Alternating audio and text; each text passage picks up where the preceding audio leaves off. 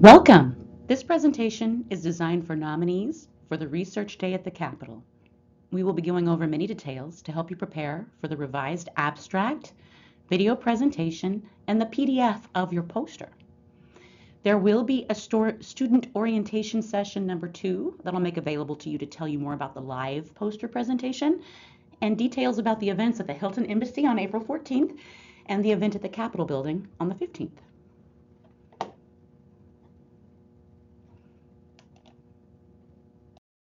I am Honey Bryan, Outreach Coordinator of the EPSCoR program, Oklahoma, which presents Research Day at the Capitol every year. If you have any questions at any time during your RDC experience or at the conclusion of this presentation, don't hesitate to reach out to me via email or phone, and go ahead and keep my contact information handy in case you need it. EPSCoR stands for the Established Program to Stimulate Competitive Research. The program was established by the National Science Foundation in the early 80s to help increase the research competitiveness of states like Oklahoma that historically received less research and development funding than other states. Since 1985, the EPSCoR program has supported outreach, research, education initiatives designed to increase STEM research progress in Oklahoma. Research Day on the Capitol is one of those initiatives. It's an annual event co-sponsored by the Oklahoma NSF EPSCoR, the Oklahoma State Regents for Higher Education, and the National Science Foundation. Research Day at the Capitol was developed 30 years ago to inform legislators and the public about the high-quality research occurring on our university campuses and to honor and recognize Oklahoma's outstanding undergraduate researchers. The event has historically been held at the Oklahoma State Capitol in the Rotunda area. Each year, fewer than 25 students from more than 15 institutions across Oklahoma are selected to participate in this event. Congratulations for being selected for this prestigious honor. Cash prizes will be awarded to the first, second, and third place presenters in each of 2 categories: research intensive colleges and regional, community, and tribal colleges. 1 overall grand prize will be selected and awarded. The grand prize winner will receive a cash prize plus a summer research internship worth $4,000. There will be 3 to 4 judges deciding the winners. They are well educated, but not necessarily in your field. Their backgrounds are diverse, including engineering, physics, economics, microbiology, and chemistry. Let's talk about our timeline for the entire competition, and we'll go over all of these calendar items in depth, but in this first student information training section, we'll focus on the 3 highlighted items to get you through to the second round of judging. The first item is that you need to view this student information training session number 1 and complete the student information training session number 1 form that you used to access this PowerPoint presentation. Make sure that you email that form back to me by November 8th. We extended the deadline from November 4th to November 8th, but I encourage you to send that form in as soon as you're done viewing this presentation. You have already submitted your abstracts, and they will not actually come into play until the second round of judging. But since you do have an opportunity to resubmit your abstracts by November 20th, I want to make sure we go ahead and cover it in this training session, and we will also be discussing your poster and video presentation of your poster due December 6th. The first round of judging is based on that video presentation of your poster, and then I will be contacting you to let you know if your submission has been progressed to the next round of judging. And if so, you will watch the second student information training session and complete that form and email it to me by February 28th. There's also a brief registration process about Research Day itself, and you will have a chance to submit a final draft of your poster by March 31st. The second round of judging will happen in person on April 14th at the Hilton Embassy Suites in downtown Oklahoma City. We're not going to talk about that too much today, but make sure you have that date cleared as well as April 15th, which is the main event where you as researchers will present your posters at the State Capitol building to legislators and others who visit the event. I want to emphasize that there is a stipend available to offset your costs for this, including travel and your poster production. But that will only be available if you complete all of these items on this timeline, except for the revised abstract due November 20th and the revised poster, which is due 31st. You do absolutely have to turn this in, but you're not required to resubmit on those dates, though I do encourage it, because writing is always a process, and going through these training sessions might spark your imagination and creativity about those items. The top 7 performers identified by the judges will receive awards during the ceremony at the Capitol building on April 15th. And as I mentioned in the introduction, a primary goal of Research Day at the Capitol is to make our state legislators and the public aware of the great research you're doing. They will have that opportunity as you present your research posters on the second floor rotunda of the Capitol on April 15th. I will be covering all of these details and activities with you in today's presentation and in the second student information training session to help you prepare for the event.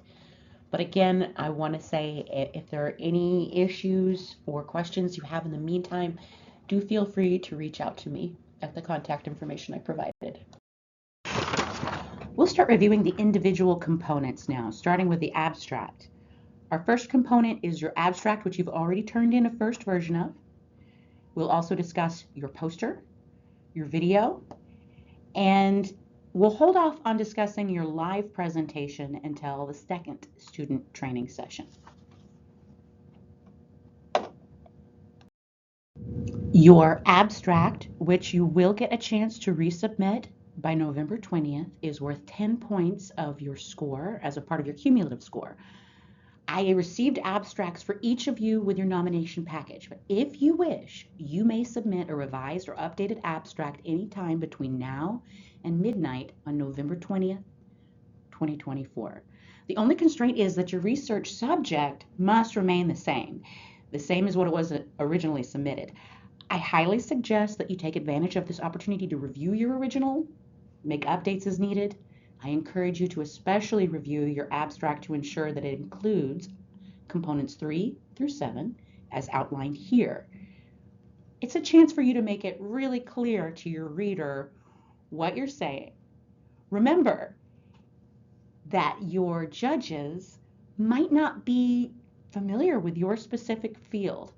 So if you use technical terms or jargon, make some space to explain that for an educated audience. You'll want to make sure that you have your name and your title on the page of your abstract. Make sure you have a section that's a clear introduction. And even though you don't have to section everything off, somewhere in the abstract, make sure you discuss your methods, results, the conclusion of your research, and the relevance of the study.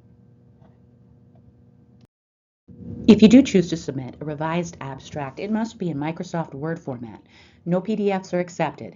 It should be a maximum of 350 words. If you choose to use images, they will detract from the available word count and must be emailed to me as separate files and not embedded in the document. Avoid excessive jargon in your abstracts, but don't oversimplify. And importantly, it must be the work of the student, your work, even if it was a collaborative effort. But your advisor may review the work and provide input. If you send me revised abstracts, be sure you receive an email confirmation from me to ensure I've received the file.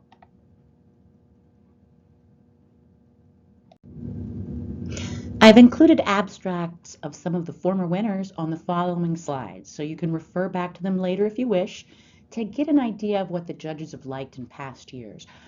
I want to mention that the societal impact category on your abstract, like this one, is now labeled relevance of study and are requirements for this year's event. So you can either pause this presentation now and take a look or come back later. As mentioned earlier in the presentation, abstracts must contain an introduction, methods, results, conclusion, and relevance of the study discussion.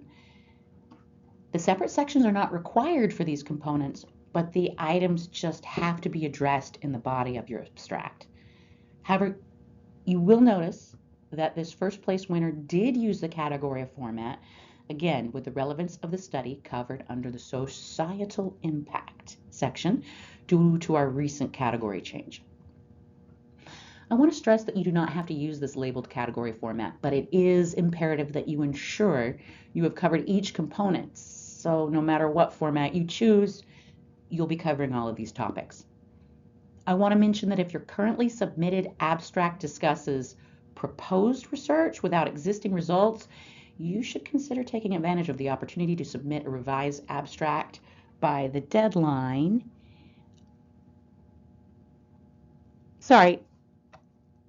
Of November 20th. This first place winner from a previous year included all the required components, but did not use the categories like the previous example did. You'll notice that she avoids unnecessary jargon, but definitely didn't dumb anything down. This is an example of an abstract that fell short. It reads more like the jacket of a book. It's missing a couple of our components, and it doesn't meet our judging standards. You can view more abstracts of winners from our virtual 2021 Research Day at the Capitol poster site via the link shown on this page. Please feel free to pause the video to review the abstracts that you've been provided in more detail, or you can always come back to it later at your leisure. Please note that the contact information listed on the site is out of date. I will be your contact for any questions you may have. The next judging component I want to discuss is the poster. The first version of your poster is due December 6th, along with your final video presentation. And you will get a chance to resubmit on March 31st of next year if you feel like you want to make changes or you've developed your ideas further. PowerPoint is the program traditionally used for developing scientific posters. PowerPoint gives you a lot of options in terms of graphics and design and text, but it's a lot easier to use than, say, Adobe products. The standard poster size is 48 inches by 36 inches, and we will use that as our maximum allowable dimensions for this event. In addition to printing a hard copy of your poster, you will also submit a high-resolution PDF to EPSCoR electronically via our website, and that is due the first on December 6th, and again, March 31st if you want to make edits to that. The purpose of this particular research poster is to share your research with legislators, the public, and your peers. Your poster won't be a mirror image of your abstract. Rather, it communicates a takeaway message and spotlights your most important ideas and findings, as it goes without saying that the Research Day at the Capitol posters must be the work of the student researcher who submitted it. Every poster should be a custom made or tailored to the event that you are preparing it for. Your Research Day at the Capitol poster is being judged by highly educated individuals from various STEM fields.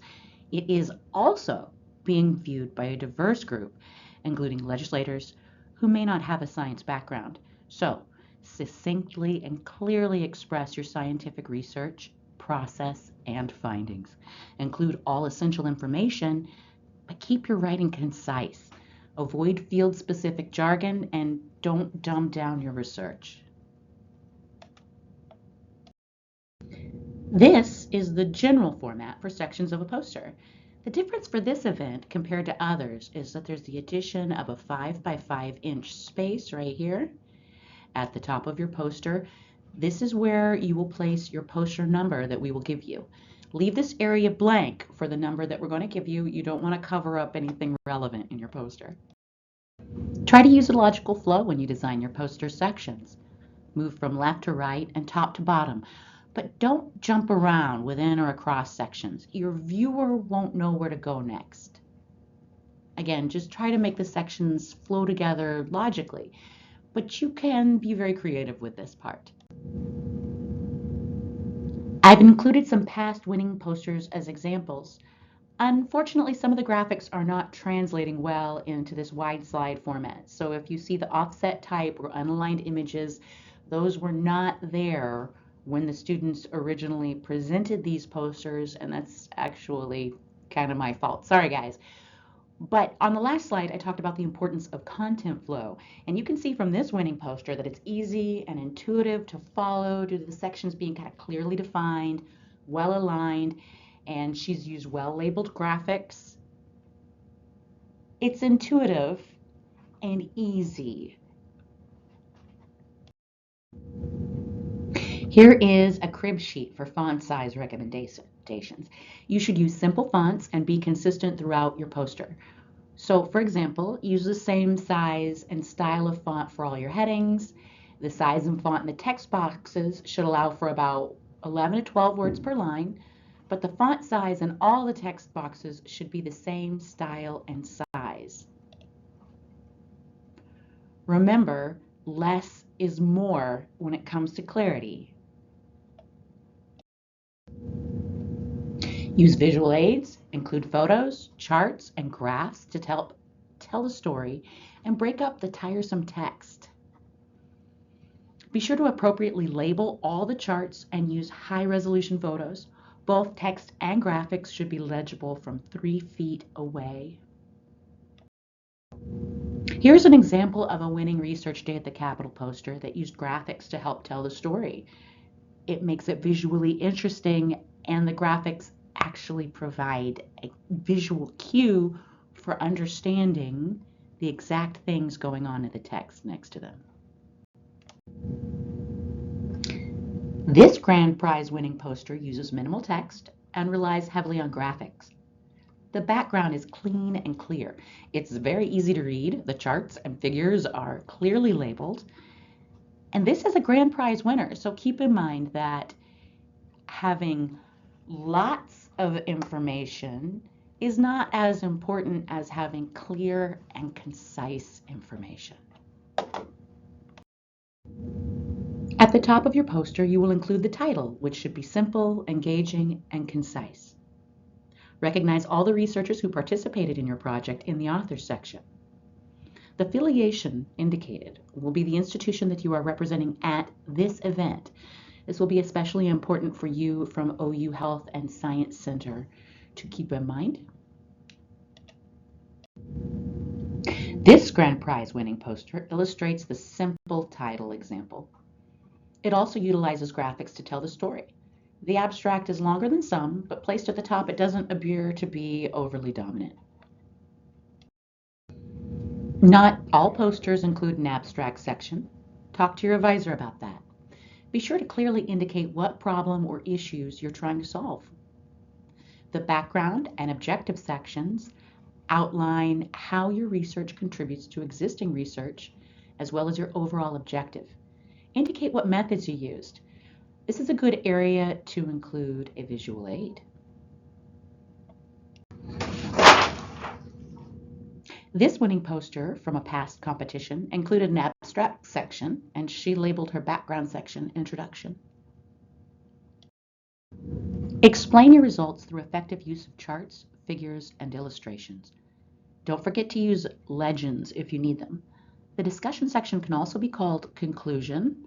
This is where you explain what your results indicate, your future plans for the research, and where your research could lead. This is a past grand prize winning poster. The student used numerous graphs to illustrate the results. And she labeled the discussion section Future Directions, outlining how her project can be extended to other studies. So naming sections and making decisions like that is going to be based very much on what your research is and what your findings are. The relevance of the study section shouldn't be overlooked. Explain why your research matters. In acknowledgments, acknowledge your funding sources, collaborators, and journal articles cited. And remember that not everyone reading your poster is going to be familiar with your field, so don't be afraid to tell them why it's important or why it's important to your field. This poster clearly acknowledges all of the funding sources and sponsors throughout the poster. You can see that here in the acknowledgments.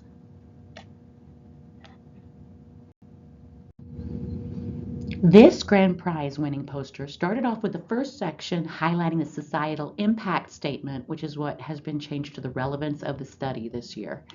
In the top left here, her acknowledgments is located across the bottom of the poster instead of in a separate text box section.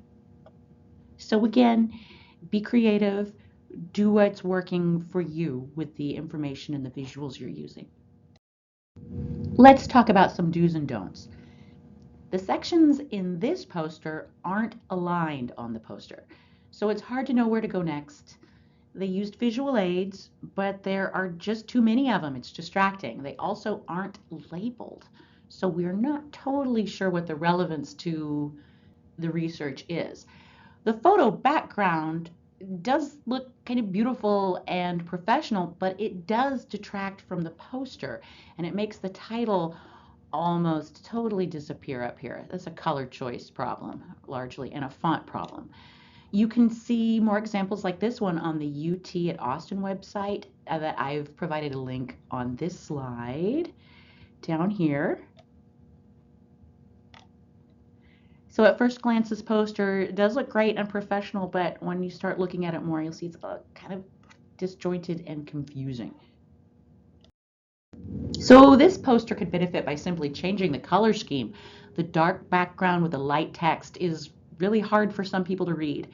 There are also photos used here without proper citation. So avoid using visual elements that are just for decoration. Remember that your main goal here is to make your research understood.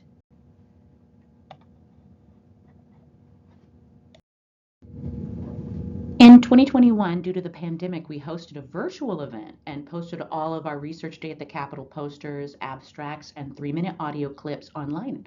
The winners are still available and listed at the top of the webpage, so you can review the winners' submissions if you like. You can see that link here.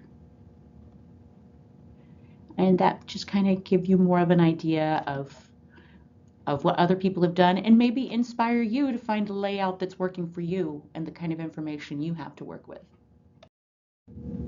So now that we've talked about the poster and the abstract, which will be a part of the judging process for the second round of this competition, let's talk about the video presentation now. When you have a clear idea of what your poster and your abstract are, you can start working on this video presentation, which is the sole component of the first part of our competition. Let's talk about the first round of judging with your video presentation. You will create a 3-minute video presentation on the research from your abstract and research poster. This is due December 6th. The most important thing is to focus on clarity. Clarity in the content of things that you are talking about, and clarity in the sense that we can hear everything that you're saying. Well, not me, because I won't be watching these, but that the judges will be able to hear everything that you're saying and follow the information that you're giving them. Do not exceed 3 minutes. Dress professionally and speak clearly with confidence, and direct the viewers to reference your research poster whenever it's appropriate, because the judges will have the PDF of your research poster for reference while they're viewing your video presentation. So you can draw their attention to whatever might be there, whether it be graphs or images. The video presentation will be scored on the description of your research and the overall ease of understanding. So use your video presentation over your research poster to make the fascinating, complicated, and important parts of your research simple and concise enough for anyone to understand. Certainly, your judges are educated in the sciences, but not necessarily in your field. And the goal here is to make science more accessible to legislators and other people at the Capitol who are curious and want to know about your research, but will need to have that in more of a plain language. I just want to take a moment to talk about some general tips for video presentation that aren't necessarily rules, but some helpful hints to make sure that you're producing your video in a way that isn't going to detract from your presentation. You will not be scored on the production values of your video. However, things like lighting and visual impact and sound quality can influence the quality of your video presentation content. You want to make sure that nothing is distracting the viewer from what you are saying. Give yourself enough time to record multiple takes until you have a video presentation that you feel really good about. Remember to use good lighting. Natural light from an open window is often the very best. Pay special attention to the audio of your video. Your research will be judged on the words you say, so make your speech clear and concise. One way to do that is to practice your presentation as though you're speaking to people on the other side of a large room from you. Listen to your playback and make sure there are not sounds from your environment that are distracting, like appliance, echoes, music, or other voices. I think you can all probably hear the HVAC in this room right now makes a small hum. So those things are okay. It's just kind of a judgment call for you to decide what's going to be acceptable and what's going to be too distracting. And it is okay to practice in front of other people. You might be tempted to practice in front of your advisor, which is fine, but consider having people who don't know anything about your research or your field, so that you might get questions that will help you understand how to make your presentation more accessible to an everyday audience. We have just a few more things to talk about before the end of the presentation, some of which won't be relevant for a while, but I want you to be able to keep them in mind now. As a part of your participation in Research Day at the Capitol, you will receive a $250 check that is paid as a stipend. The check is meant to cover your travel expenses and poster development costs, but any money that is not used is yours to keep. Since the check is considered a reimbursement, you will not receive a 1099 tax form. For these reasons, I encourage you to check with your advisor regarding borrowing an easel instead of purchasing one, since you will need an easel to present your poster at the Capitol. And also talk to your advisor about the most cost-effective way to print your poster. The check will be mailed to your permanent home address, the one that was listed on your nomination submission. Due to state guidelines, the check can't be sent to your school address if that address is different from your home address. Checks will be issued from Oklahoma State University, not EPSCoR. OSU student checks will be processed through their Bursar accounts. In order to retain the $250 stipend and to qualify for prizes, students must view this presentation in its entirety and the second student training session in its entirety and participate in all of the qualified activities that we've discussed during this presentation today, especially the events at April 14th at Embassy Suites in Oklahoma City and April 15th at the State Capitol Building.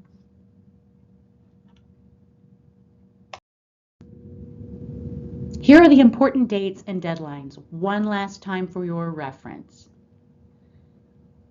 Go ahead and save these dates, make sure that you're available for them, and know that we will go into everything we didn't cover today will be covered in depth in your second student information training session that I will be sending out to you at a later date. Make sure that you fill out the PDF form for the student training session and get that emailed back to me. as soon as possible. And I look forward to meeting all of you at Research Day. In the meantime, feel free to call me or contact me with any questions at all. I hope you'll have a great day.